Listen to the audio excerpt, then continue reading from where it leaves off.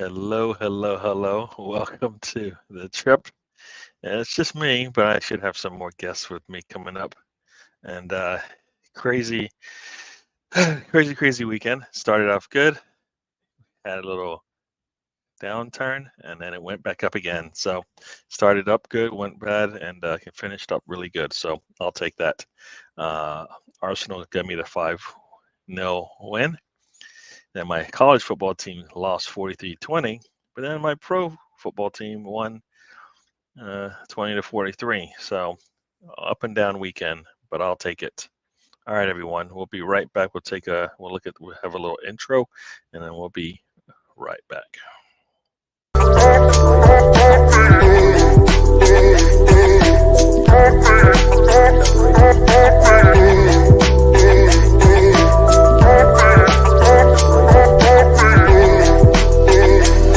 This is DWTT coming to you from the Emirates.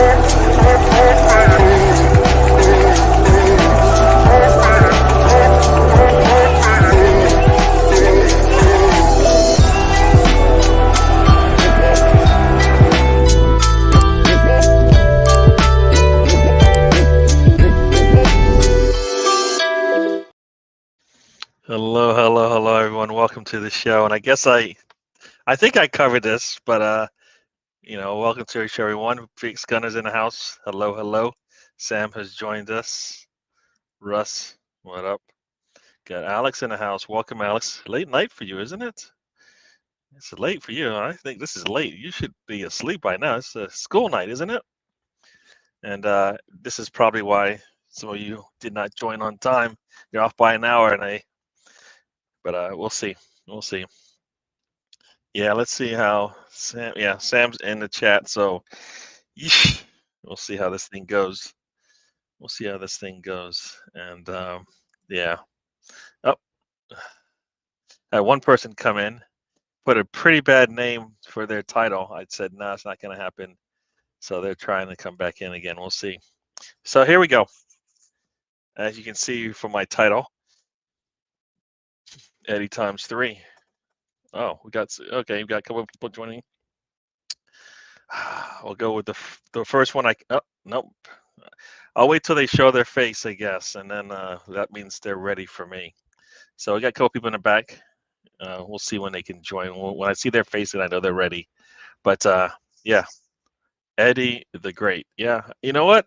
Going into this game, and like most games, I always say for Eddie, his currency for me is goals. His currency for me is goals. He doesn't do the things that Jesus does, but all he can do for me is score goals. And that's how I kind of rate how he's doing in the game. I know other people will look at all the the things that don't come up in the box sheet, but for me, he needs to score goals, and he did that this weekend and had so many opportunities. He actually gave one away. Good gesture by him. We'll get into that as well. But here we go. We got people in the back. Let's see if they're gonna. Let's see. Here we go. First up, we got Spencer. How are you doing? Doing all right, man. I'm doing excellent. Cool. I saw you already been burning the YouTube wire. I saw you earlier, so you've been you put in some work already. Just a little bit today. A little bit today, yes. And then also on the show, Lonzo has joined us. How you doing? Hey Gary, hey Spencer, how's it going tonight? Yeah, it's going good. Doing well, man. Doing well. Doing good. Lonzo tried to come on the show with a really bad name.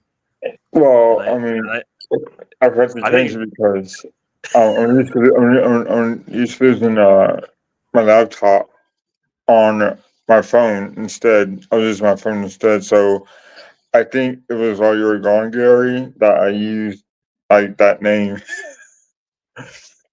So Yeah, he used a bad word, and I don't like bad words, especially.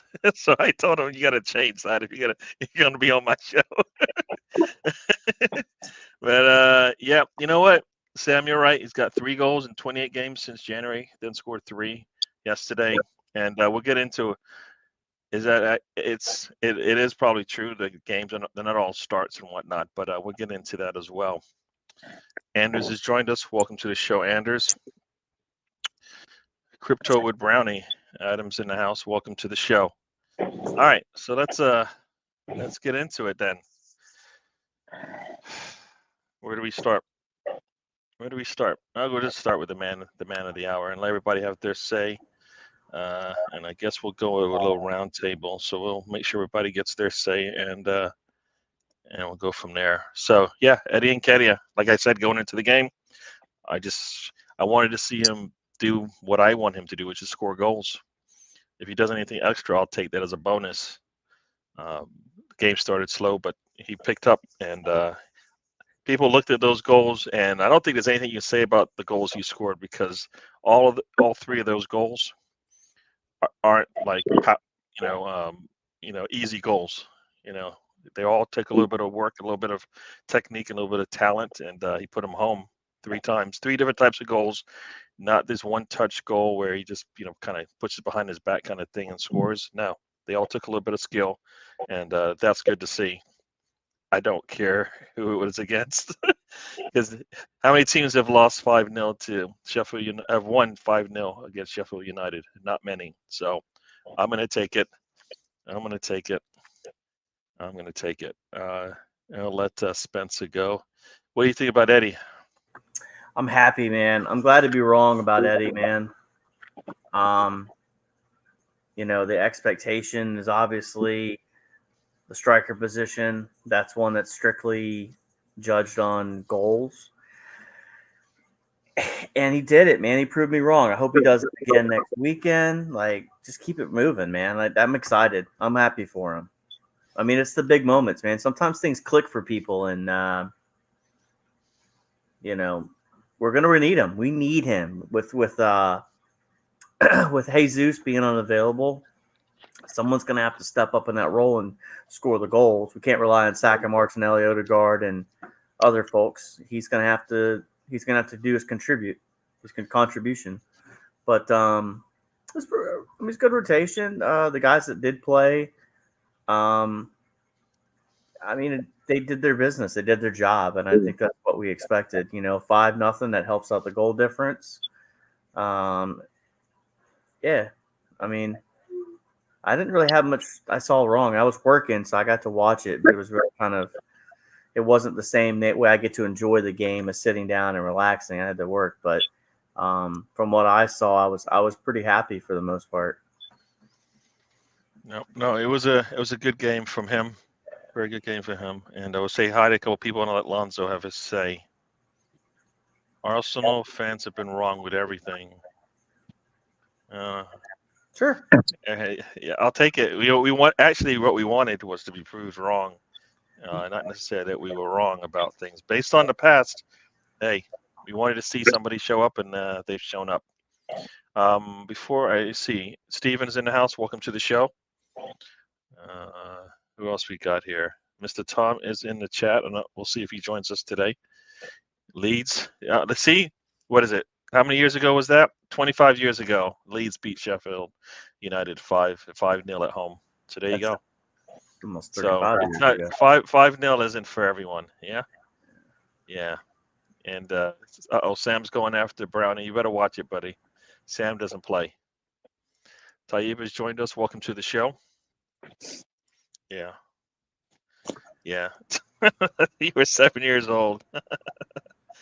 Oh, man. Let's see. We got these. So there we go. Yeah. So here we go. Lonzo, talk to me about Eddie Nketiah.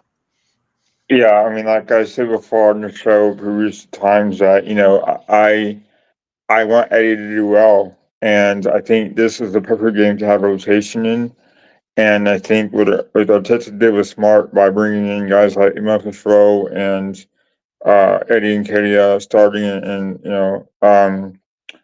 having a Coyg start as well over Bangladesh. So, yeah, I mean, I think Eddie. I hope this game gives him a little bit of confidence moving forward. He's got a lot of good things going for him, especially going for England as well. So, I think, like you said, Gary, the shots on goal that he was making was very classy too. I think the goals are all hard to come by. I think we're used to Eddie's getting tap-ins, but seeing his goals scored were very, very well done.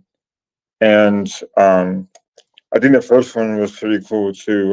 That pass from Declan Rice, and the way Eddie attacked the ball was pretty cool too. So, all very well done goals, and I'm sure we talked about the other ones here shortly. But yeah, I mean, I'm very proud of Eddie.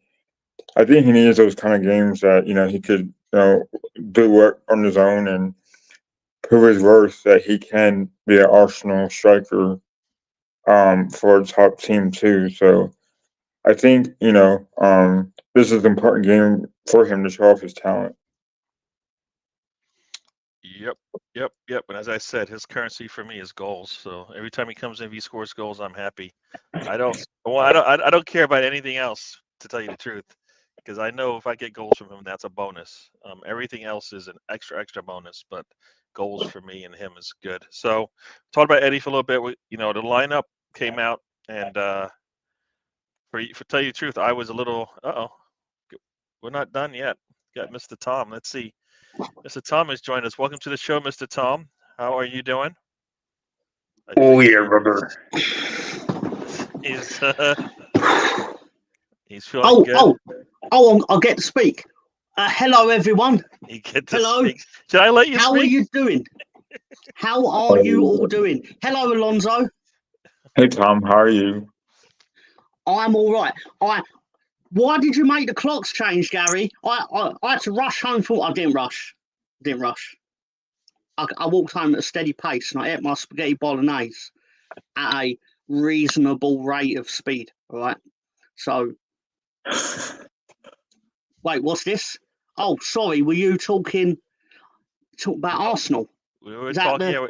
Well, hey, not only were we talking about Arsenal, but we were talking about your man. Who's your favorite player outside who doesn't wear the Leeds shirt? Let's just go. Let's make it easy for you. Oh, what the man that hit the ball like it owed him rent? It was incredible. It was what a performance! And everyone's sitting there for years been going to me, he shit that boy, and I was like, yeah, but one day he's gonna score a hat-trick against Sheffield United, and I'll be proven right, and history will prove me right. Hello, Spencer. Sorry, it was rude of me. Hello. Hello, Tom. Hello, young man. So that's true, Brownie. You did go to Leeds and get a point. That's true. In fact, your point was so devastating that half the team went on strike immediately after. That's not true. That's not true. But anyway. Hello, everyone. Hello, Stefan and Chris and Tom lies. I've not told one lie on this show this week. Stefan has joined us. Welcome to the show. And Sam's he doesn't speak the truth.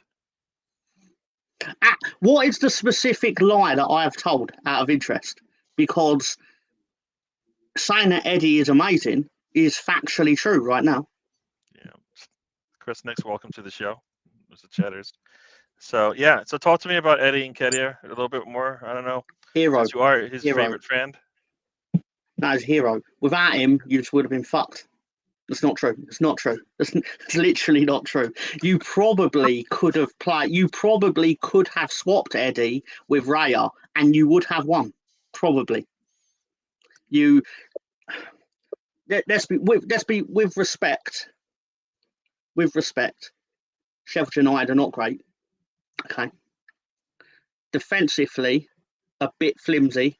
In fact, if you put like a What's-It in the latch of your door, that would probably provide a better defence for your home than Sheffield United would for their goal, because not good, not ideal. Okay. So, cool. Yeah. How are they in the Premier League and Leeds ain't? It's criminal. Criminal. It's criminal. But coincidentally, the championship's a lot more exciting this year. So. So lots of good things going on there. So yeah, so we're about to get into. I'll let everybody have their say. So I'll shut up. So we talked about Eddie and Kedia, but we also I was just talking about the lineup. So we'll let. So like I said, for me, I guess I'll start this thing off. For me, the lineup, I was hoping that I was hoping Havertz would play up top because I don't like seeing him in midfield. That's the one thing I wanted to see because I think playing him in midfield is not doing him any good. So it was good. Happy to see Kyrgios play. Happy to see Nketiah in the lineup as well. Especially happy to see Milstra Rowe. So lots of changes, some forced, some just hopefully that means Arteta is into this rotation thing. But I was happy to see the players that we did in the lineup. So we'll start off with Lonzo and then we'll go to Spencer. So I'll switch this thing up a little bit. Talk to me about the lineup. Yeah, I think that, seeing QBR as well as ESR come in the lineup really helped their confidence as well. We all Arsenal fans have wanted to see him as a full start for a long time, and he got an assist out of it. So yeah, very proud of his performance. QBR didn't allow a goal in, but then we had a lot of majority of the possession going our way, Arsenal's way. So very happy about that. It's important, Gary, that and guys that we as an Arsenal kind of Arteta understands rotation, and it's important. And I think that is why that cost us the lead last year. And we need players rested, especially important players like Odegaard and Saka, maybe Rice as well. Get more games as in the bench because they had a lot of talent on that bench as well. So seeing Miroslav play to his potential is really cool. I just hope we keep him, and I hope that Arteta values him more so than he did in the past because there's a player in there, and I hope he plays a lot more. For sure. And Spencer, the lineup. Anything you want to say on that? I mean, the Rice Havertz Smith Rowe was an interesting combination. I think it went okay. I was glad to see Smith Rowe get the start. I still think eventually, Liam and Ryan we were discussing earlier, and Liam's convinced that Havertz might be the second striker when it's all said and done, and I think that's probably where he needs to end up eventually.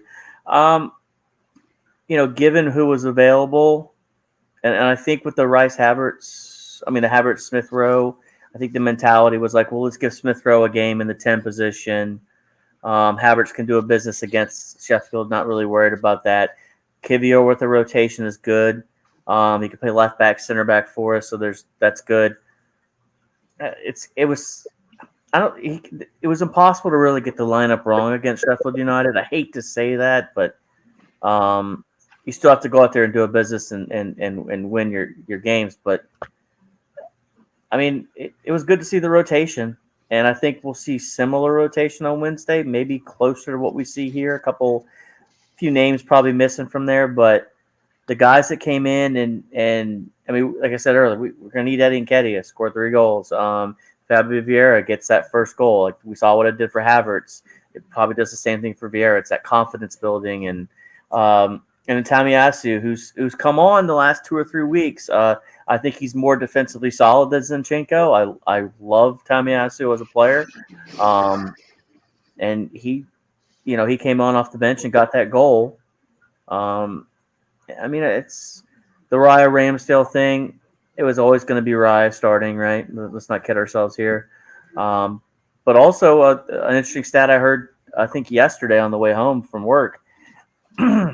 This is Arsenal's best start in 16 seasons.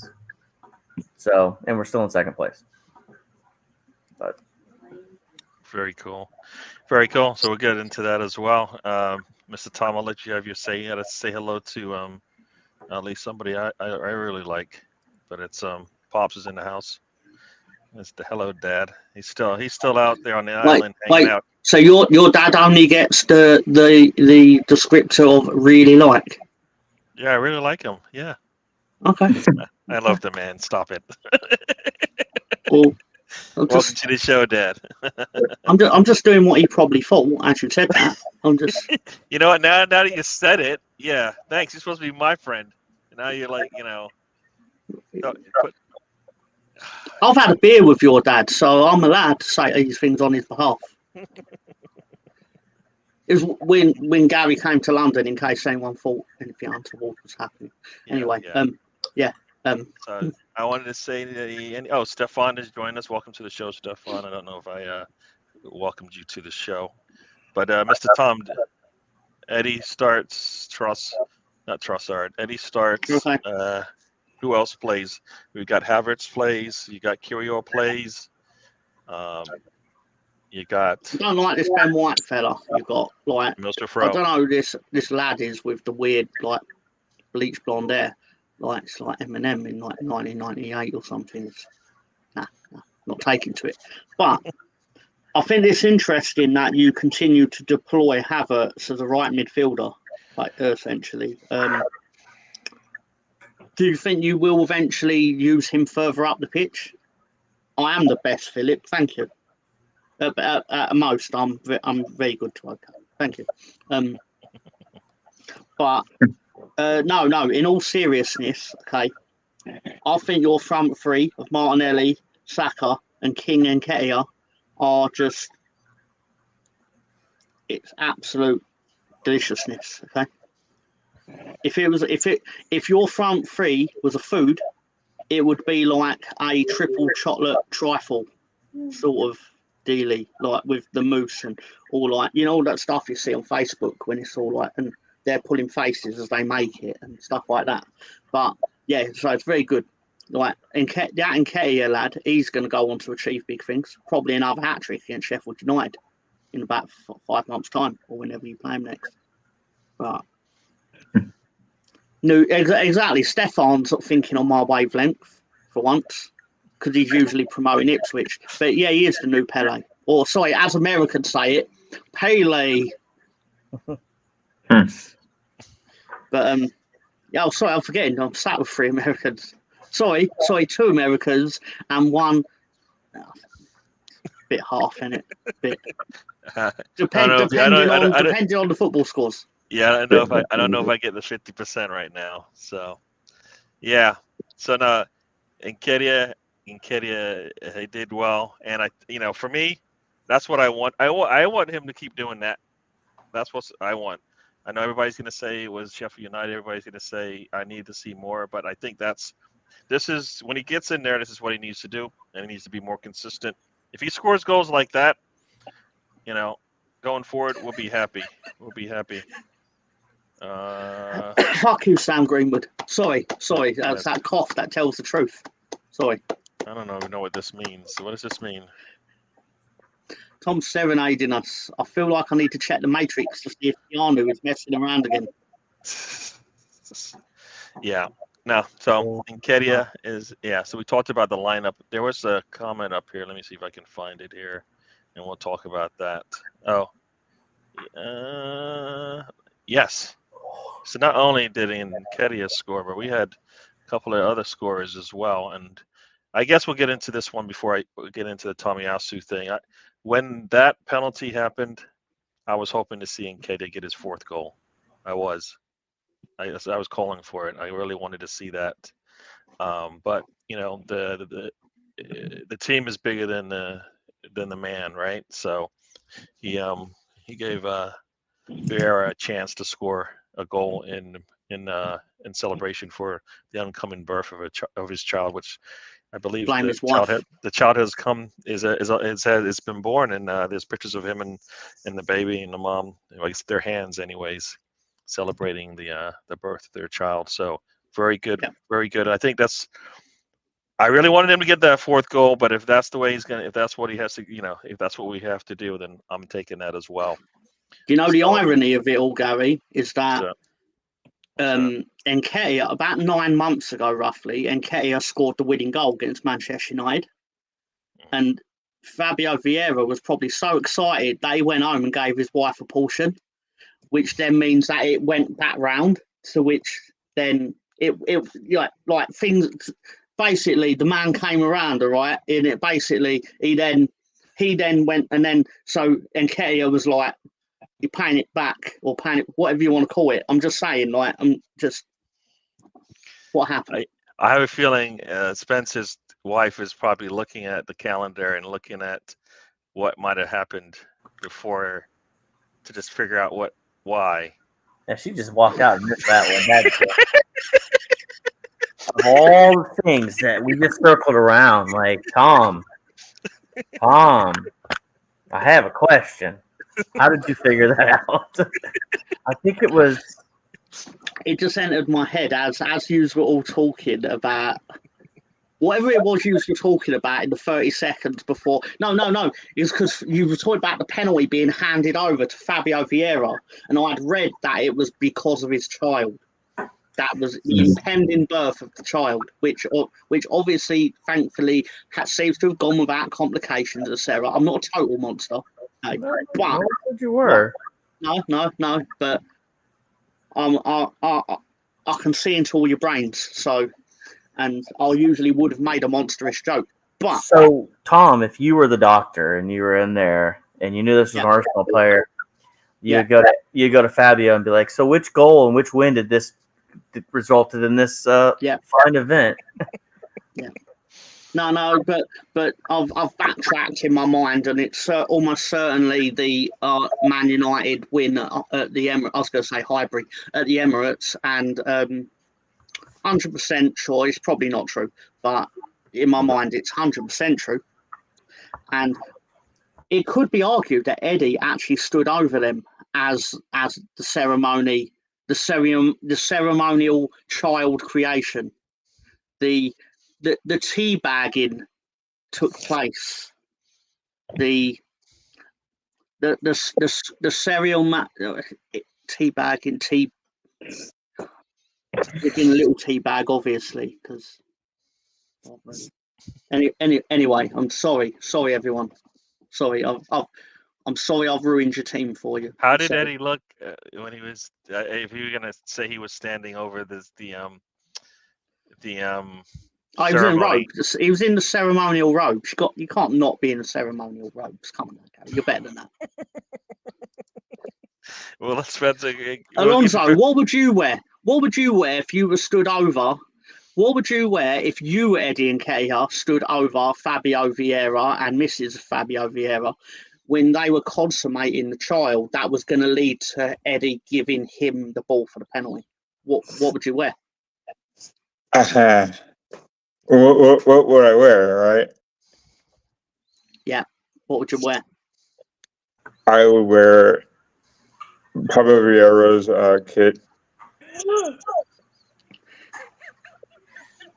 I thought you were gonna say a racing jacket with somebody's name on the back, but just because Martin Nketiah Jr. So I did the math. Right.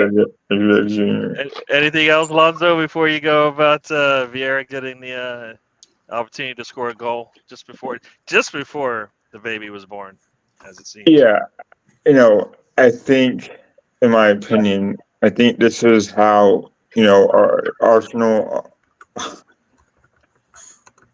are like a team, our family, right? Because they want to give their players a chance to score and give them an opportunity to have confidence in themselves. So, I think you're slowly seeing a family develop. You saw it last year as well. So, getting these newer players involved in the family is kind of cool. And I think, Rice sees that as well, that this is a family now. So, I think this will help the team as well, knowing that, if anyone's going through a hard time scoring or getting adjusted to a new team that they can kind of Arsenal. They can have that moment, to succeed. And players aren't people. So players on this team aren't selfish, So and they're not greedy too. They're not afraid to offer up a chance to score either by getting a penalty. So. I think I think Nketiah is slowly becoming somebody to lean to in those times as well as Saka as well. So, by the way, I think it's kind of cool how Saka wore the Tennant's armband as well. So, I think he should get commended on that too. Cool. And we'll let Spencer have his say on why Nketiah handed the ball over to Vieira, because Mr. Tom has an idea. What does Spencer have to say?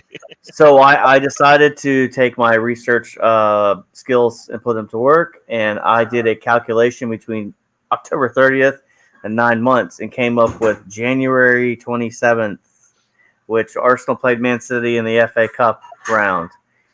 And I'm assuming that Fabio knew that he was going to start. His wife found out and was like, let's have a baby to celebrate your start against Man City. Eddie played in the team too, so that's another possibility. I like Tom's reason more, but that means the baby would have been in the womb for 11 months, and that's usually not a good thing. So. Baby must have been waiting. Baby's like 10 pounds, 11 pounds. Baby The baby got born and it was 3'2" or something, which means it'd be nearly taller than me in about a few weeks. But anyway,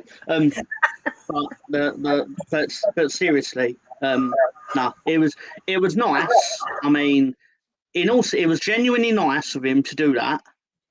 But the thing that concerns me about it is I don't like the lack of killer instinct in it. As in, Eddie, you need goals, fucking goals, and you're acting like the 11-year-olds are playing the 7-year-olds in a game of football, and then you can all like fucking give the ball to each other and take the piss. Yeah. It's like, no, mate, you need to pad your stats. Yeah, I say if Eddie scores 4 goals in a game for Arsenal, everybody just shuts up. They just shut up, because what are you gonna say? Only 2 other players have done it for Arsenal.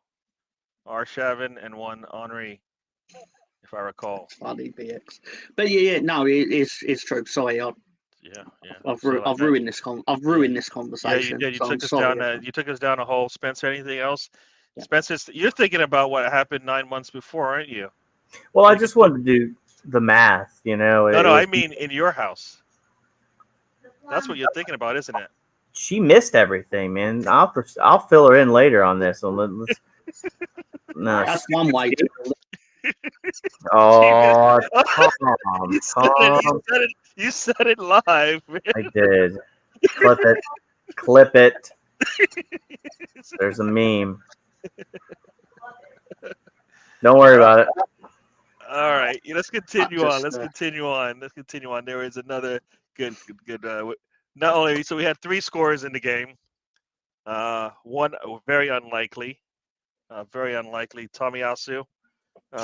He's been playing really well. Everybody's been looking forward to seeing him play every game. I think a lot of people were saying he was probably going to get the start against Sheffield United. He did not get the start, right? I don't think he got the start. Zinchenko did start, but he did come in and he made a big difference. A very big difference. Really good game for him. I think everybody's starting to like him more and more. I think they've said, if I recall, he's been injured for a bit. He's had some family stuff he's been dealing with as well. I think the passing of his mother, I think, or father. I can't remember. Someone there. Oh, that's what he's been dealing with over the last season. But I think he's been healthy as well, which has been key to the resurgence in his play. So Tomiyasu, we liked him. We saw the video of him against Ronaldo when he first came in. And now he seems to be take that and go forward with it. So Mr. Tomiyasu, our goal scorer, first goal for Arsenal. Talk to me. Well, I'm sure in his home country of Japan, he achieved great honour, and I'm pretty sure he blessed his family that day, and he made them very proud. and I was very proud of him as well. Not as proud as I was of Eddie, okay? Because Eddie, that was like my son achieving something, okay? But in all seriousness, like obviously, defenders scoring are rare. First goals for the clubs are special. Did you know Crescencio Somerville's got 4 goal involvements in 25 minutes on Saturday? Wow. Yeah. 2 goals, 2 assists. Special stuff. Anyway, enough about Leeds. Yeah, but that's not true. But no, seriously, Tomiyasu, great performance. He had to score though, simply because he'd have had nothing to do. Because Sheffield United were allergic from going into your half, other than when they kicked off. Sure. And even then, they went backwards a bit. But Yep. I'm just saying. Yeah, I mean, I think they got two shots. I think they had 2 shots early in the first half, and they got not. I don't think they got much after that. So very good from them. Yeah, I see the pop quiz, Sam. We'll get into that next. Let everybody talk about that. But yeah, Spencer, Tomiyasu, talk to me. He's looked. I think I said earlier about you don't expect goals from your left backs or your right backs. It's just not really expected. And for him to, and he's also a center back too. He plays that for Japan, and it's just I call it like a poaching goal, right? Being at the right place at the right time and having the confidence to put it in. It's one thing to be in that spot. It's another thing to follow through and actually score. And it could have been topped off perfectly, Gary. If Havertz puts that goal in at the end, you'd have been up 6-0. You'd have taken 6, right? And then we could, but it is what it is. But Tomiyasu, man, like I just hope he stays healthy because I think personally, if he never gets hurt, I think he would have been a fixture in the starting 11 easily. But the injuries have kind of caught up to him. He's had to fight his place back, and Zinchenko's liabilities on the back is kind of where Arteta has to rely on Tomiyasu. But again, I think that could have potentially been Timber's spot. But if Timber didn't have his injury, but either way, props to him. Happy for all the goal scorers, and that's the thing too. Like, it wasn't Saka that scored the goals, or Martinelli, or it's other people contributing. And if you're gonna make a title run, you're gonna have to rely on more than 1 or 2 people to get it done for you. So. Yep. And as you said, we need more goal scorers. We had 10 goal scorers last season. It'd be nice to have 10 in all competitions. It'd be nice to have more than 5 in all competitions this go around, because we're gonna need it. That puts Eddie at 4 in the Prem, right? I think it's 4 in the Prem, and I think he has 6 or 7 in all comps or something like that. I think he's actually doing. I was just looking at this the other day. Let's see what it is. He is in the team in terms of goal contributions behind Saka. Got 1 more than Erdogan and Jesus and Trossard in terms of all competitions. 5 goals, 1 assist. So yeah, the man's doing some work. So Lonzo, talk to me. Tell me about Tomiyasu before we move on. Yeah, I mean, I've always favored Tomiyasu. I think that he has a lot of quality as left back. My hope, and this is just my opinion, I rather prefer Tomiyasu starting over Zinchenko, because he has defensive capabilities that Zinchenko just does not have. And I've noticed also that Tomiyasu is starting to go into the midfield just like Zinchenko does. In my opinion, he offers more going forward. Well, he's starting to do that more often now, so I shouldn't say he's better than Zinchenko in that area, but he's getting there. And I like his physicality as well. I look back at that goal that Martinelli scored against City, and I saw how Tomiyasu was going forward. in making that run. And I replayed it a couple of times, how he's not afraid to go forward to make those runs. And so you're seeing a more introverted game out of this Tomiyasu. So it's exciting. It's exciting to see. To where Zinchenko still worries me when he plays defensively. So this is a good spot Tomiyasu's in because Arteta is allowing him to play more, even if it's a substitute. So it's interesting to see if Tomiyasu starts on Wednesday. But he has improved a lot. I think he's finally healthy now, and he's playing outstanding. He has. Tomiyasu is 6'2", 185. Yeah, I mean he's good in the air, so and defensively pretty solid. But we did have a quiz question here, so we're going to get into this as well. Sam did put up a good question here. So everyone, here we go. I guess we'll change our little lineup here. So here we go. 2 players have scored 4 goals in the Premier League. 1 player has done it in the League Cup. Pop quiz. Who is the player? I know the answer. All right, you know the answer. And this is just to add on to this. Arshavin scoring goal was his second best act scoring against Barca was number 1. Other than that, he flopped. 4 goals don't mean much. Hey, 4 goals means a lot. It meant a lot. We still talk about it. And you just talk about it. I only know it because his name is similar to the wrestler Batista. So let's see. Anybody else got guesses before we was it Walcott against Reading? Walcott got 3 goals in that game. Oh, including extra time, of course. Anybody? I don't have any guess because I'm not good at these types of things.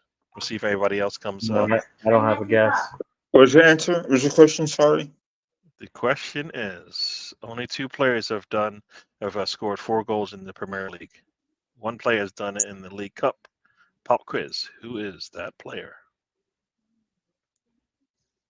I wouldn't know it other than the fact that his name similar to the wrestler Batista. But it was on loan Arsenal player Julio Baptista. It was a big scunner. It was like 6-3, 6-4 game against Liverpool. Liverpool. Yeah. Bill Walcott scored 3, I think. Yeah. So. Against Liverpool. There you go. Good question. I know I'm pretty bad at it. One, I don't even know if I watched that match. To tell you, when was that match? It would have been in 2007. Yeah, I don't know if I would have watched 2007. What was I doing? Oh, it would have either been very late 2006, early 2007, depending on when the League Cup quarterfinal. I think I had just moved back to New Jersey, so family of 6. So there you go. I think I was a little busy working and stuff like that way back then. Yes. Very cool question. Very cool question. We got another comment that came up, which I think is pretty good as well. It's true. We switched up the lineup, put a lot of players in. And as this comment says, getting the backups, defenders, game time, and experience will go a long way. Kiwior getting time is good. Zinchenko, I don't know. He might be the second. He might be number 2 as a left back for us, right? And Emil Sufro getting minutes, good. Havertz getting minutes, good. Eddie, good. Next up, I think, is Nelson and who else?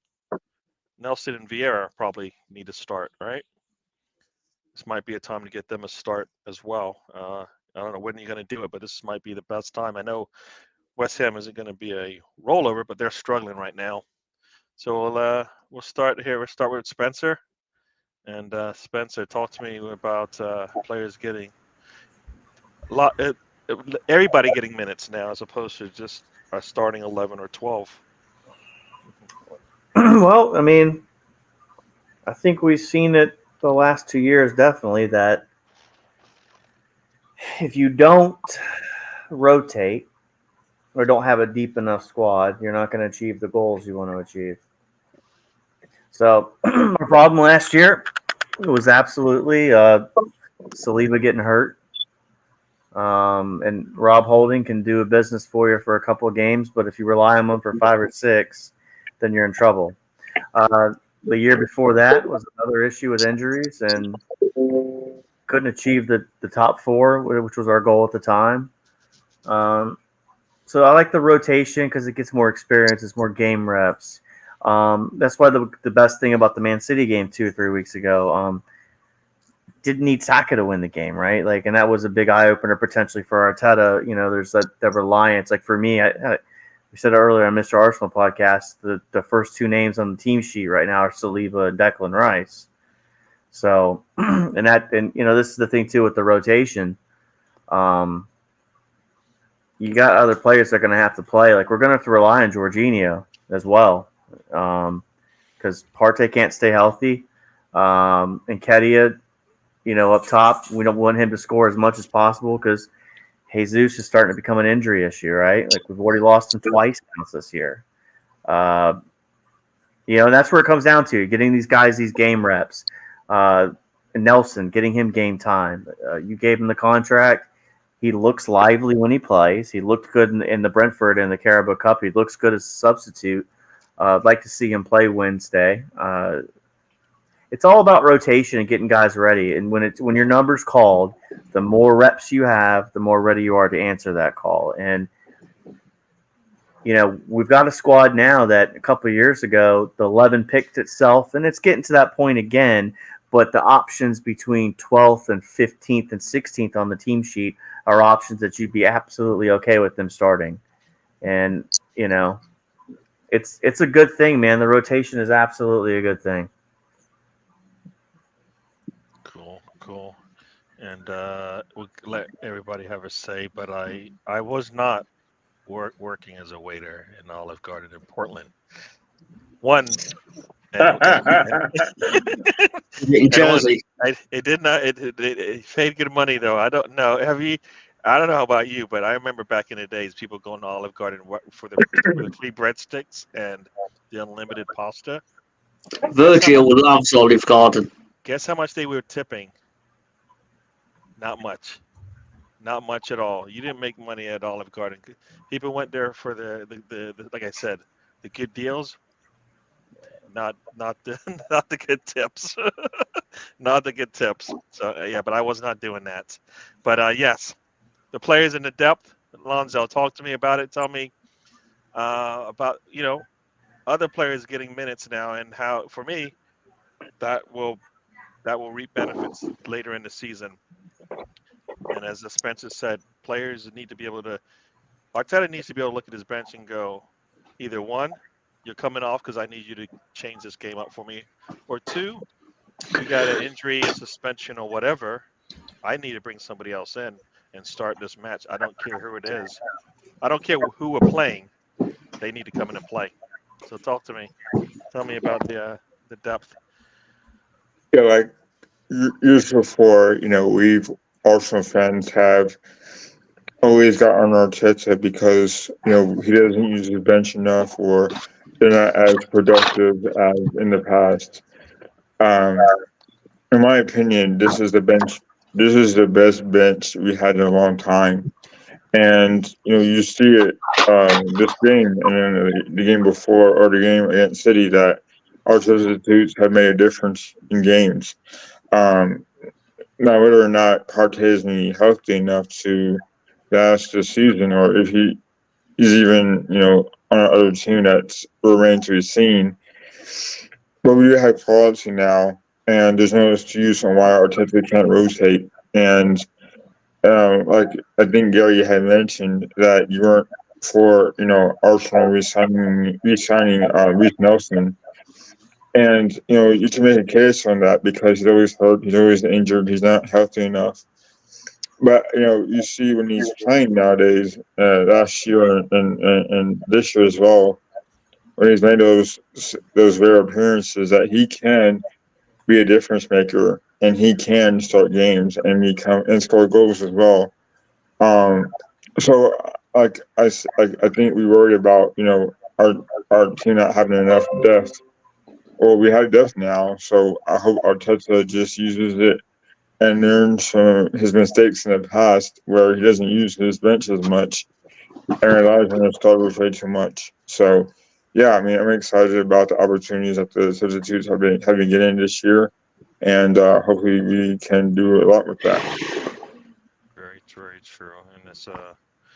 And as Sam says here, when you can bring on players like Trossard, Jesus, Partey, Havertz, Tomiyasu, yep, I think you got good numbers there. You know.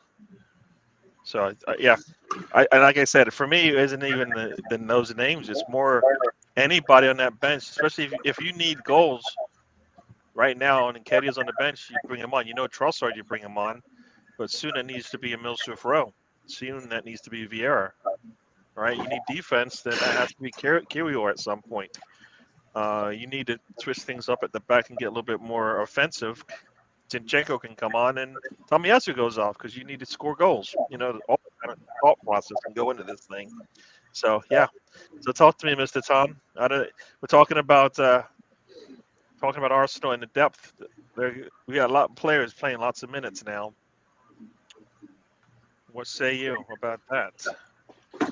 I want to know what a spoonful of shush is. Right, can you actually get shush on a spoon? Is that that thing? Is that like taking your glass of sharp juice? So anyway, no. I think it's painfully obvious. Well, not that painful for you guys, but painfully obvious that you are reaping the benefits of being a Champions League club, and the financial rewards that come with that enable you to purchase players that, as you say, and this is a phrase that Gary says, you make your floor a lot higher. I'll listen to you, Gary, even when I'm pretending I'm not. I'll listen to things you say. No, I think it definitely is key. You know, you look at any of the big teams, they go to their bench. It isn't like, we're not saying, you know, we're not going, oh, we're scared to bring Holding into this game. We're scared to bring this player into this game. We need to be able to feel confident about it. So yeah, you're right about that. Anything else you got to say on that one? Yeah, I've got something to say, not about Arsenal. This because you know, so there's only so much I can say about Arsenal every 3 minutes. But you know, Ajax are bottom of the Eredivisie or whatever they call it, right? They're stone bottom. They've lost 5 in a row, 5 league games in a row, and they lost to Brighton. That's painful enough. But I was wondering if they've lost all those games as karma for receiving 100 million for Anthony. Because they've obviously ruined, they've scammed Manchester United out of 100 million for a footballer.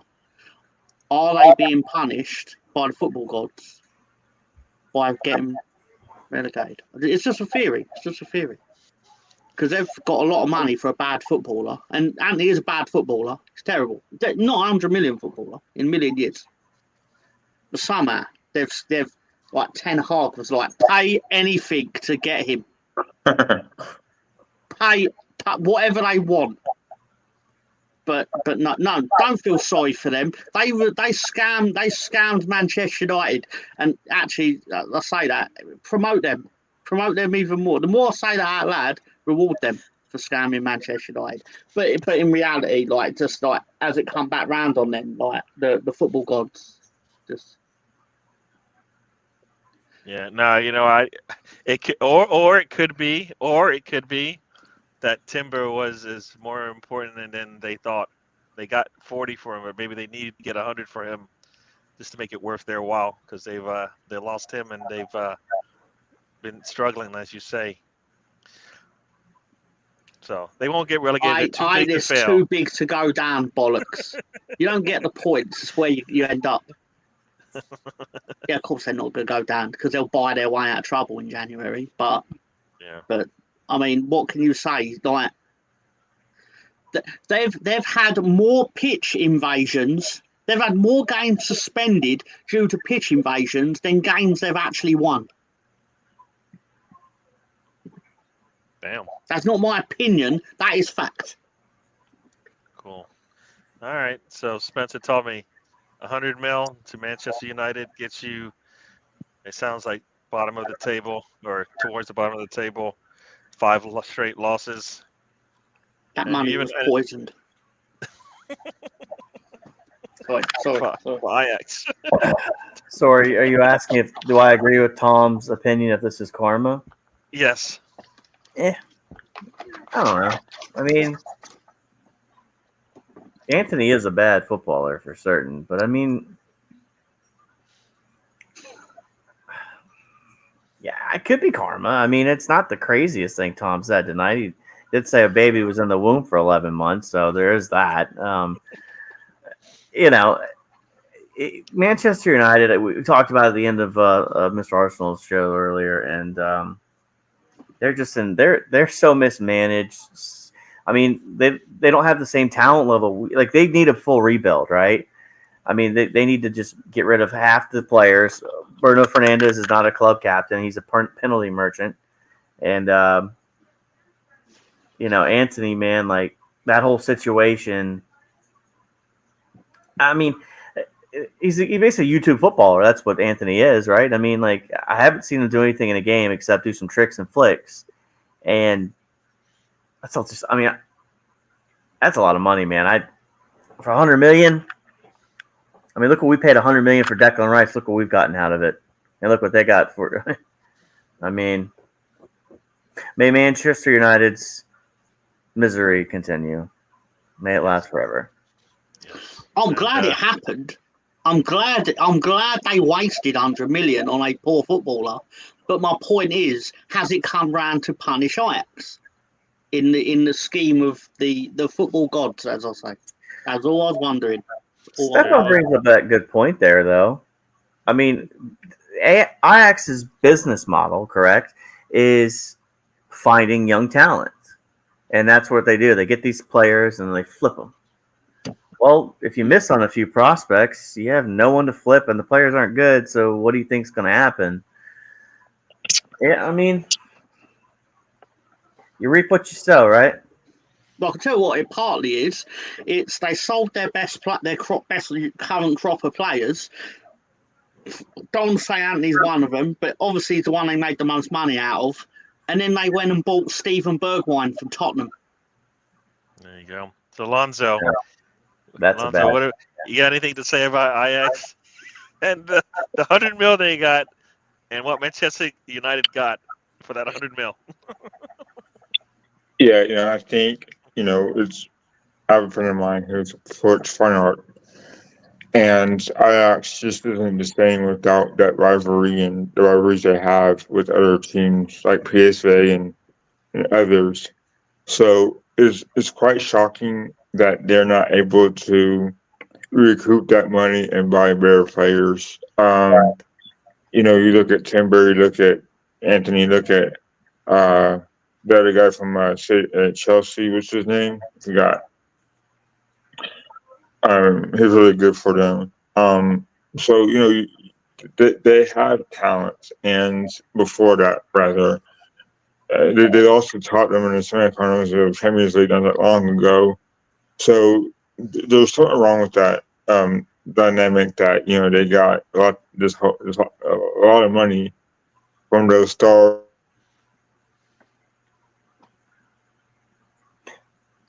Did he freeze on us? He froze. He froze on us. All right. Yeah, obviously their business model, as Stefan and Spencer pointed out, was he's back. Yeah. I knew that. You froze kind of midway Sorry. through that. So what I'm trying to say is that they lost a lot of players from that team that also taught them. And in Champions League semifinal, which they were winning, they were winning that game. So, you know, it's quite shocking from their demise. And like Tom had said, it's part of their recruiting process that they're not getting that money back to get better players. But yeah, it's not the same as them being great. and then being bad. And this is bad because they haven't been this bad in a very long time, if that never happens. And so to be a Dutch team like that, to be that good, it had to be relevant. And they're just not right now. And it's sad, really is sad. It's sad. At least it's sad for I would Ian, but, argue right now it's quite funny. It will be sad if they actually do go down. Yeah, I was saying it's funny for that team from Manchester. That's what it's funny about. Yeah. So, and as you said, they've lost their manager. They've lost a lot of their staff, right? A lot of their management people in the upper office. I mean, you got at least 3 people who helped build that or helped be part of it are gone. Maybe Mislintat didn't really do much, but there's a couple other comments here. We'll get into this one next. Mr. Tom. Yes. Everton. No. Sorry. So I'll put another way.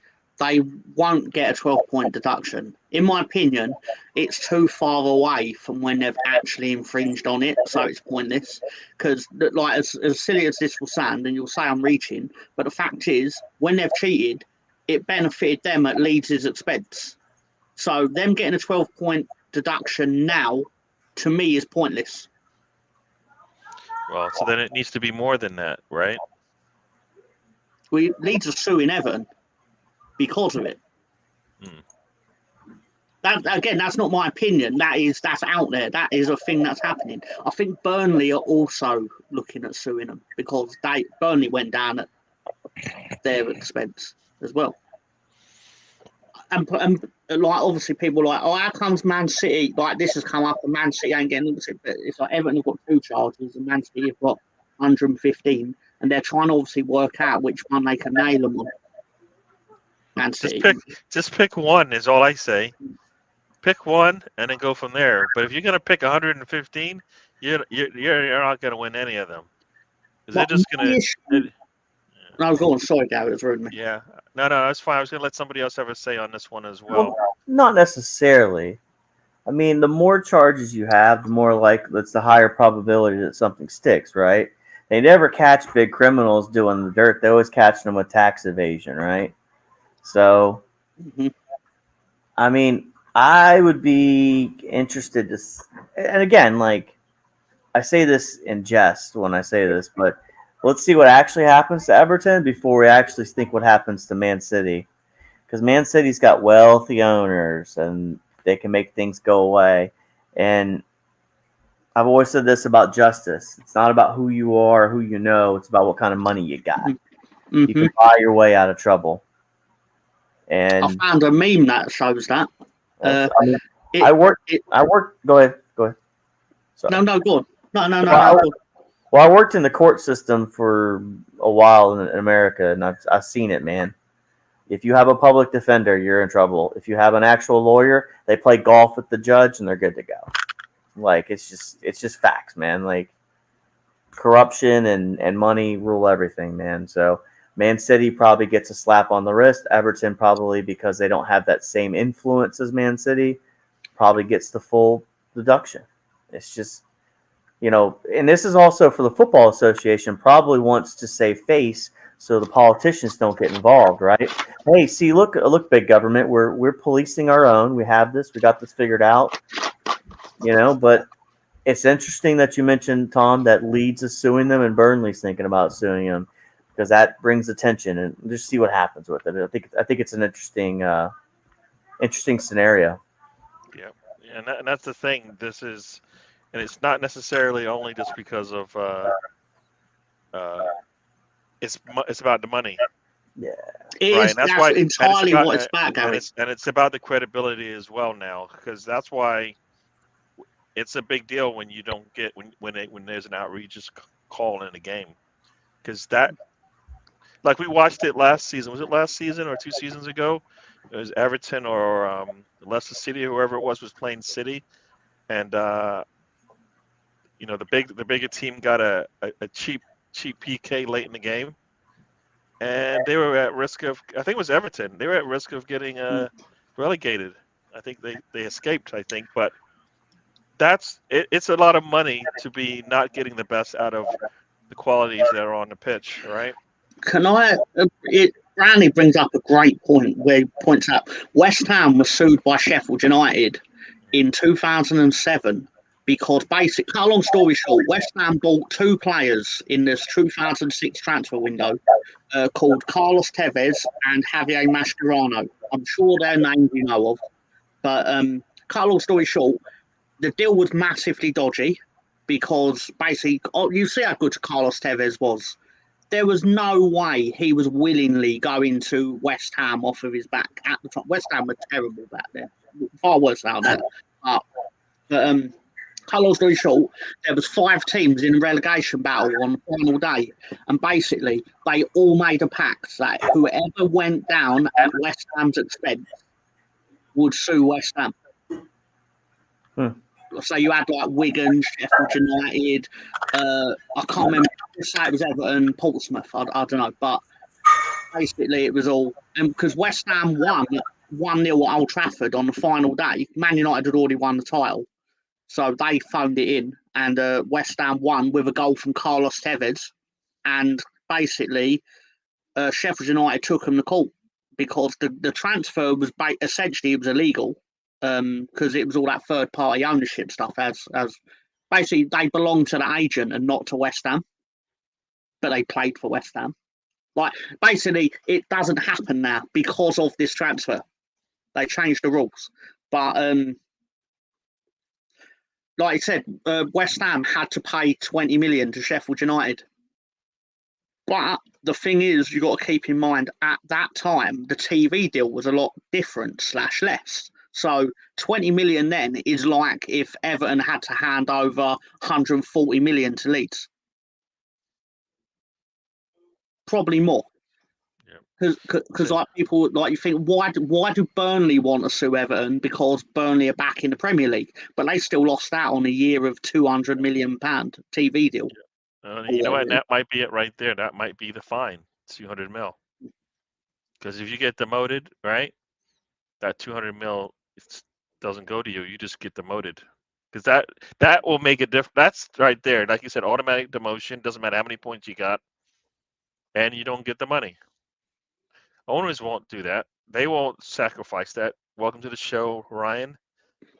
It's got to be a deterrent because, and you know what? That's one thing. But the next thing that also has to happen for all this to make sense is that the officials will also have to be accountable as well because they are creating the same. They're creating a mess for those teams that as much as I laughed at United this weekend when the call went against them, which they've lived off in the past. It's still bad refereeing because they weren't consistent. Even in that game, they weren't consistent because it happened later in the game and they ignored it. What's the so like they didn't even wait till like the next day. The same game, second half, same scenario, and they didn't call it or didn't even look at it. So and we know that Tomiyasu getting basically pulled down by Maguire. That's probably why the football gods always work their way around, and I guess it happened to be on Sunday. But yeah.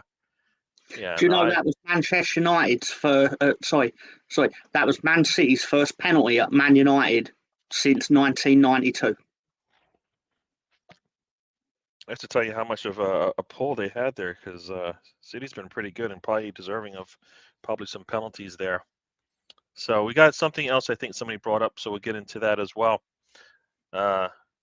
This is Big Gunner here.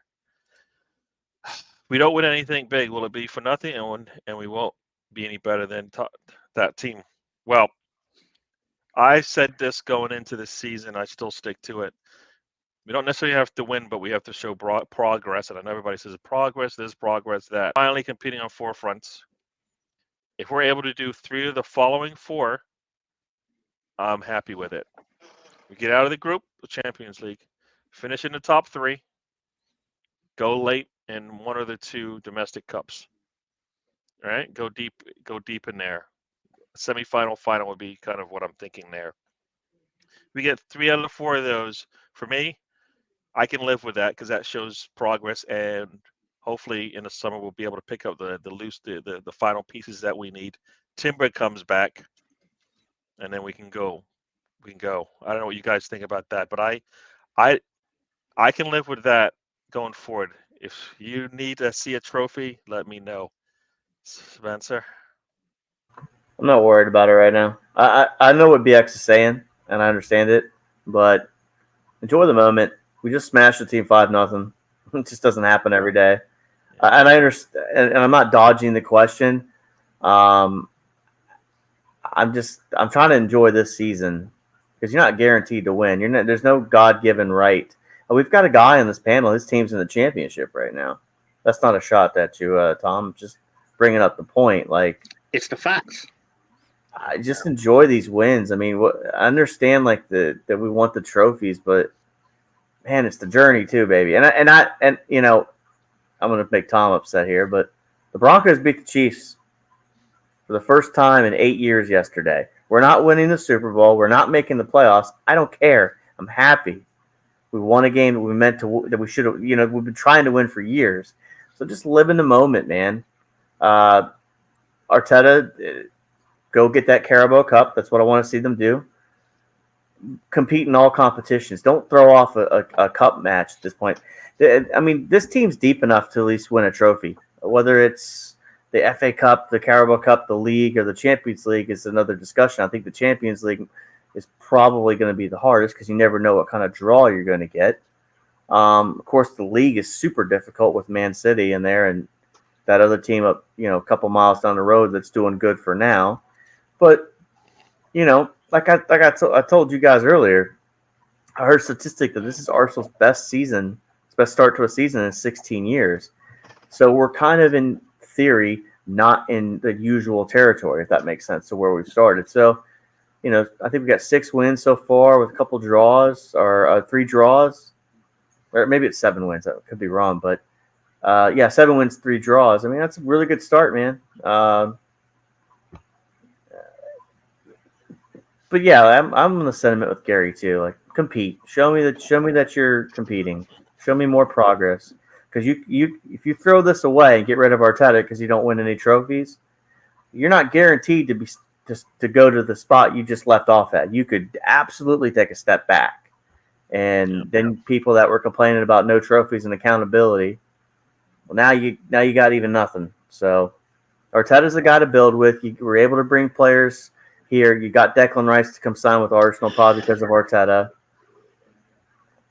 I mean, be patient, man. That'd be my argument. I hear you. No, it's not the same. So I'll just preface this with it's not the same. But when Liverpool was making their resurgence, right, before they won anything, they lost. I believe they lost in the final Champions League.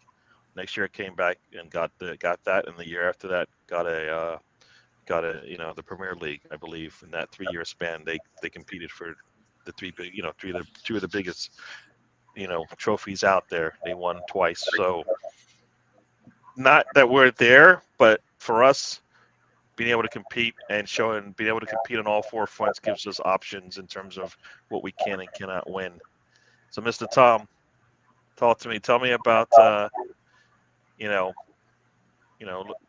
guess talking about what BX kind of says here, that if we don't win anything, then it's not a good sign. Well, it's interesting that it's your best start since 16 years ago. I can't remember what year that makes it. 2007 probably. I don't know. But it's also Tottenham's best start to a season since Jesus was walking the earth. So, it's what they'll argue to that. But just you just got to keep winning games. You got to keep winning games, nicking points against the teams that are going to be harder to get points against. You might scrape a win at Bramall Lane, maybe when it comes time to. I'm actually genuinely looking forward to when Haaland rocks up against Sheffield United. I don't know if he already has, but just like if you had like the premonition, you knew that a car crash was about to happen, but you know you can't stop it from happening, so you're just going to watch it, and that's what probably Man City versus Sheffield United would feel like if it happened tomorrow. But yeah, you know what, Pep is a man. He's a nice man. Sometimes I have a feeling that he may even not even play the robot because depending on what's going on around that game, there might not be any reason to play him. I always said the only thing that concerned me about Havertz coming into Premier League is whether or not he would last because of injuries. Because he always seemed to get nicked up a little bit at Dortmund, and I thought that would be the biggest concern for him. Alonso, you want to say something before we go? Who's that? Uh-oh. Yeah, I was going to say that Sheffield United is basically the characters of the next Final Destination movie, and Man City is. Oh, damn. It's just Destination 2. Final Destination 2. The one with the big. I still can't go behind a big log truck because of that movie. The first one was with the PVC pipe, right? Yeah. Oh, wait, I thought it was the PVC pipes, right? They're in the car and the PVC pipe flies through the air. I thought it was it pipe or was it the roller coaster? No, 3's roller coaster. 2 is the big giant logs on the motorway, and 1 is the airplane. I can't remember what 4 is. I think 4's like the racetrack or. Oh yeah. So Alonso, I'll let Alonso say. Alonso, we were just talking about. I got sidetracked. Oh, what were we talking about? Now I lost my train of thought here. Winning a trophy. Yes. Arsenal. If Arsenal doesn't win, Arteta out.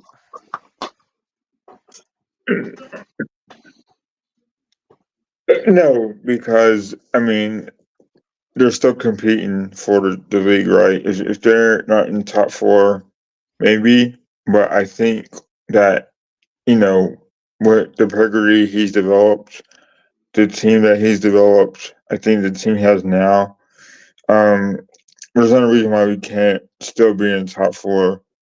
I remember the old saying that, well, the only trophy that Arsenal has had is a top 4 appearance in the Champions League. I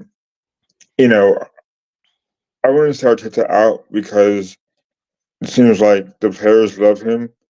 I think that he's sometimes get unlucky in football. But I think this team is now primed for big things. I think they took their losses early on in their career. Remember, this is still a very young team, so they still haven't reached their potential. If that means that they fall, then okay, well, so be it. But I think Arteta's grown a lot as well as a manager. Because let's not forget, this is his first coaching gig too. So I think he's gotten all the bumps out the way now. So there's no excuse. But I think the Conkies like him so much that they're willing to take that risk. So in my opinion, it's like risk versus reward, right? I think the owners have spent that money now, and there should be a consequence. But again, this team has gotten so far since like the 4 years, 3 years, 3.5 years that he's first managed this team. So they're still being challenging for trophies as well, because they're selling long term. But if we don't win anything in the next 4 years, then I think that he should go. But until that time comes, I think there's no excuse on why we can't, do big things. So there's a timetable for everything, right? And I think there should be a time gap. If he doesn't reach certain goals, then he should be on a tight leash. That is correct. That is correct. We're hitting 80 minutes, so we're going to start approaching. Excuse me. What dog is that over there? What's the dog's name? Oh, you're on mute. His name is Mute. The dog's name is Mute. It's the Elway. You want to come back? Yeah. Yes. Elway, what's up, buddy? Yeah, he's ready for bed. All right, so we're gonna head out of here. Before we go, let everybody have to say about their upcoming games. I know Mr. Tom you need to say a little bit probably about Leeds before you head out. But talk about Leeds and the upcoming games, and then we'll head out of here and everybody have their say. Gary. Yes, sir. Roll the video. Roll. Oh, you know what? Sorry, you know what? It's been a while. It has been a while. But before we do that, people, let's just roll this up.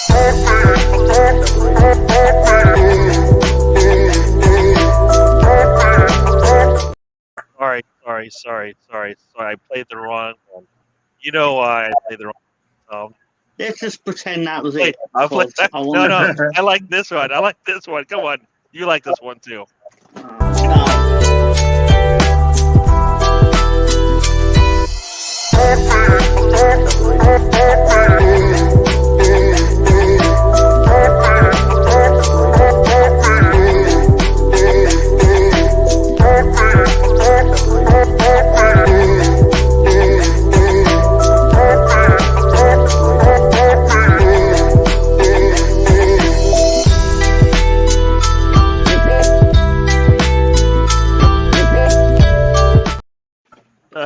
That's the I love that.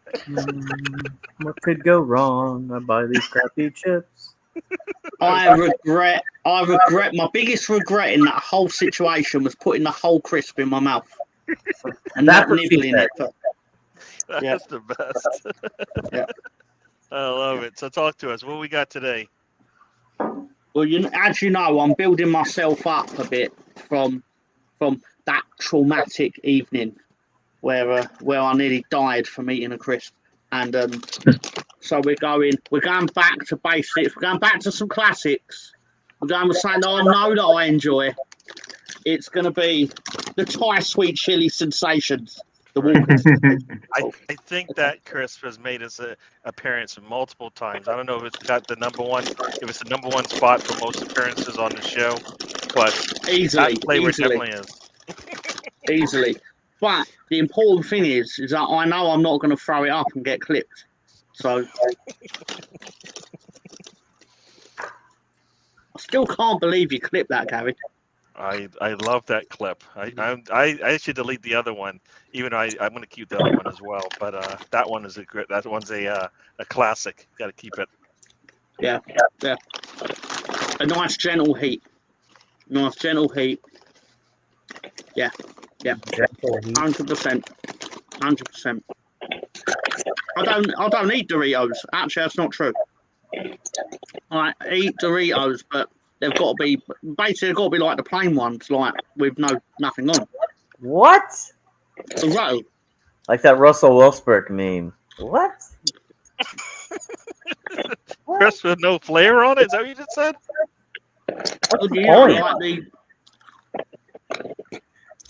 Like when I went to National Cinema Day, you got your free tortilla chips, but I didn't like the sauce that came with them, so I was just eating the chips. The chips were nice, like incredibly Moorish, but I wouldn't have bought them. Oh, cool. You ready to give us a score? You ready to give us a score? See if they've changed. Oh no! This is like a 46 million out of 49.2 million. I mean, Tom, like plain crisp is like plain Doritos is like Simon and the In-Betweeners in episode 4. It doesn't count. Yeah, I know. That's why I've never bought them. I think Gary got that right. No, you're right, but they were complimentary as part of National Cinema Day, so I took them. All right, so Mr. Tom, talk to me about the football you're going to hopefully enjoy this week and weekend. Leeds actually play on Friday night at Leicester in what is essentially a championship decider, even at this stage of the season, because if Leicester win, they're definitely going to win the championship. And if Leicester don't win, they're probably going to win the championship. But Leeds might chase Ipswich down. Cool. So big weekend for Mr. Tom. You know, top was it top three? Top three competing against two of the top 3 competing against each other. So I do have a question of the week. Sorry. Alonso, I got a question of the week. Yep. It's a shame he disappeared at that point. I will read your meme at some point, Mr. Spencer. Alonso disappeared when I was doing Alonso, I got a question of the week. So, everyone knows that Clarence Seedorf achieved the feat of winning the Champions League 3 times with a different club each time. That's a common question. Everyone knows the answer. That is Clarence Seedorf when he won it with Ajax in 95, Real Madrid in 2000, AC Milan in 2003. But what's not common is name the player that lost in 3 finals with 3 different teams in the Champions League. Wow. Name the player? One player has lost 3 Champions League finals with 3 different teams. The complete opposite to Clarence Seedorf, who won them.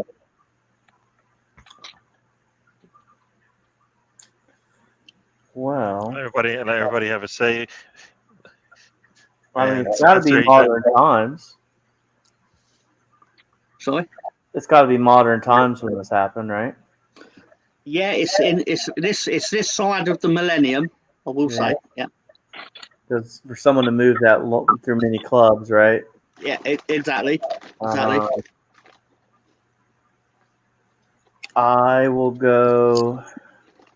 I don't know, Cristiano Ronaldo.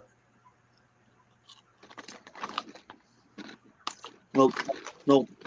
He might have only. I don't think because It's probably. You think he lost to Real Madrid? Because I don't know if he lost to Real Madrid. That was the question, Tom. What player lost 3 Champions League finals with 3 different teams? So 1 final with a different team 3 times. What about Zlatan? Nope. Zlatan's never won. But I don't think he even got to a final. Fat Ronaldo? Was it? Not Fat Ronaldo. Was it Thierry Henry? It was not. It's not Zlatan. Sir Eddie and Katia. Just kidding. Zlatan. Nah, Eddie's going to win 4 Champions Leagues. All with Arsenal. Yeah, okay. Well, Zlatan played for Barcelona when Inter Milan. No, sorry. Zlatan played for Barcelona when Inter Milan won the treble, won the Champions League, and then he swapped with Samuel Eto'o, and then Barcelona won the Champions League. So he basically was in neither Champions League winning side, and Eto'o was in both. I know the answer. It is not Nicolas Anelka. It's actually 4 Champions League finals the person lost. Is it Patrick Vieira? No. I got that. That's what my Google said. Patrice Evra. Sorry. Yes, it's Patrice Evra. Yeah.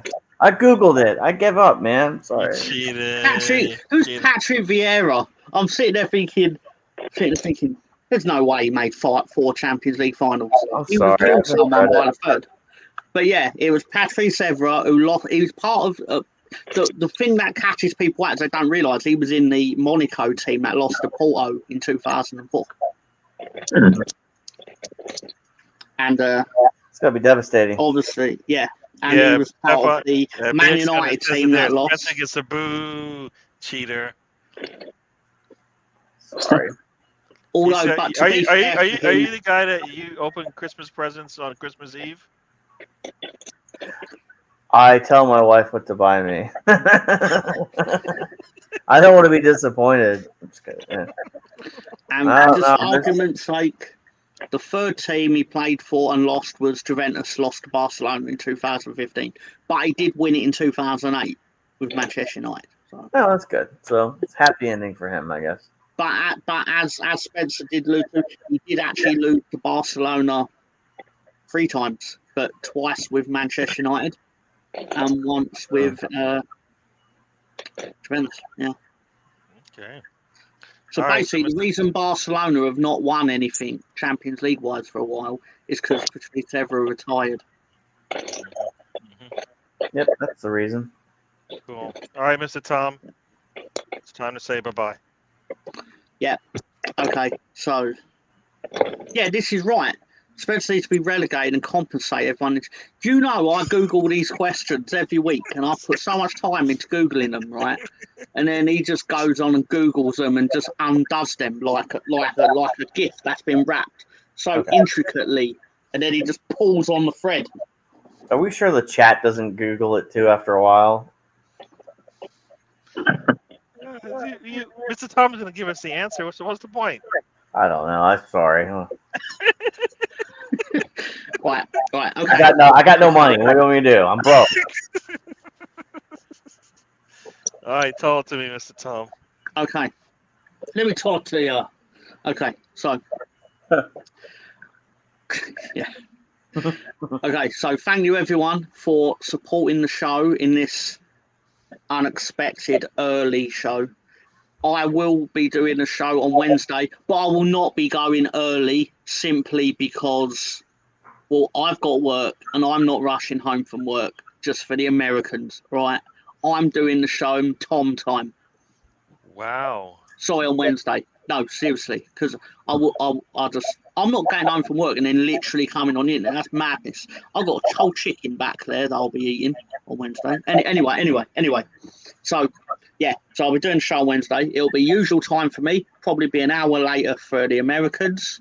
They could stomach it for 1 week. Anyway, so join us on Wednesday. We'll be making our predictions for the Dirty Saturday pay-per-view that'll be coming out on Saturday. Well, I say Saturday, it'll be Saturday morning for you guys. I had them move Leeds and Leicester to Friday night, so that wouldn't clash with the wrestling on Saturday. Anyway. Tom, I have a question. Oh, geez. Go on, Alonso. What's your question? What time is the Saudi match? I think here it's 6 p.m. So I think for you guys it's 1. Okay. I could be wrong. 2 o'clock. We're 4 hours behind you right now. Yeah, but that changes on Saturday night. So yeah, changes on Sunday morning at 2 a.m. I'm 5. Yeah, for me it's Saturday. All right, so let's do it. Anyway. Okay, so thank you everyone for supporting the show, supporting Gary in all his endeavours, even when he went on holiday for 2 weeks. And he left the show with someone else. I don't know who that was. But thank you for supporting the show. Do the things with the like, share, subscribe. I wouldn't say this for my own show. I don't give a fuck if people do it for my own show. But do it, like, share, subscribe. Like, tell other people that this show exists and there's Gary sat there with his little face. And he's like, listen to me talk about Arsenal and let me tell you my opinions on Arsenal. Like tell people that Gary wants to share his opinions on Arsenal and Spencer wants to share his serious opinions on Arsenal as well. Look at his little face as well. Look at him. There's face of 2 men that want to share opinions on Arsenal, and Alonso's exists as well. But let me tell you something, brother. If you're gonna sit there, no, seriously. So have a good night, everyone. Right.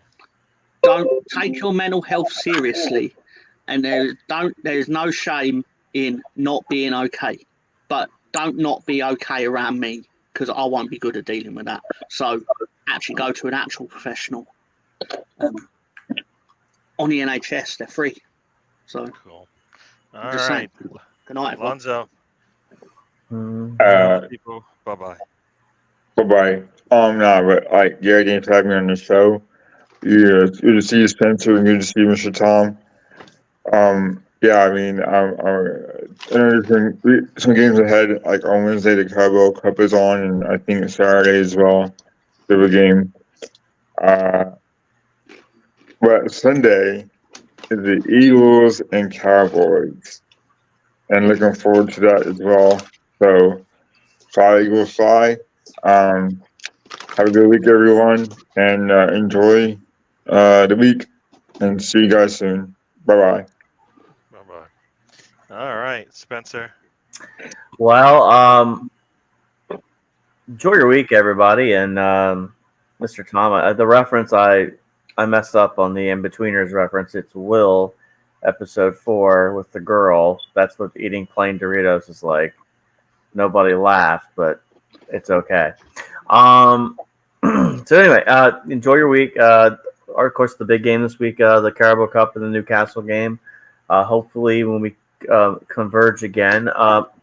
Gary, you doing anything Saturday before the game? That's 11 o'clock still going on? Probably do a regular show. So. Okay.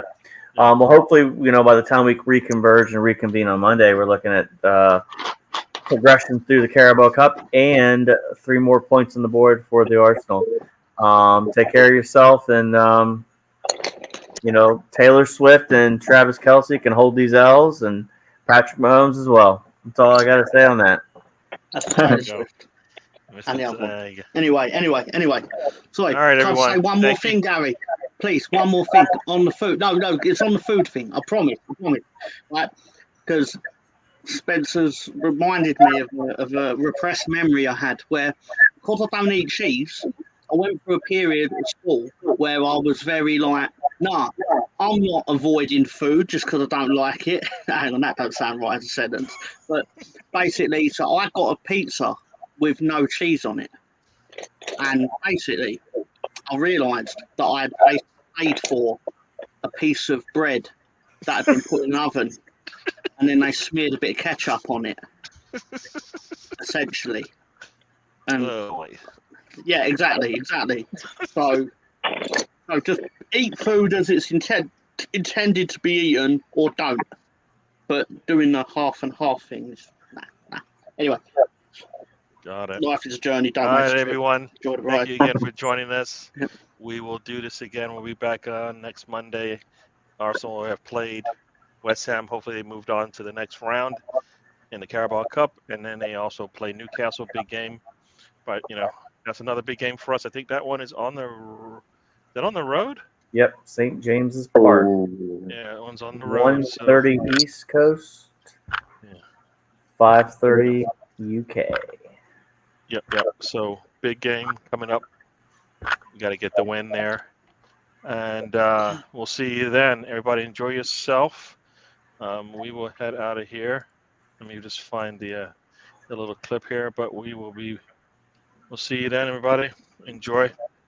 Thank you again for joining. Everybody who joined us in the chat, everybody said hi. Everybody who watches the replay, we'll see you when we see you, and we're out. Life is a journey. Don't waste your trip.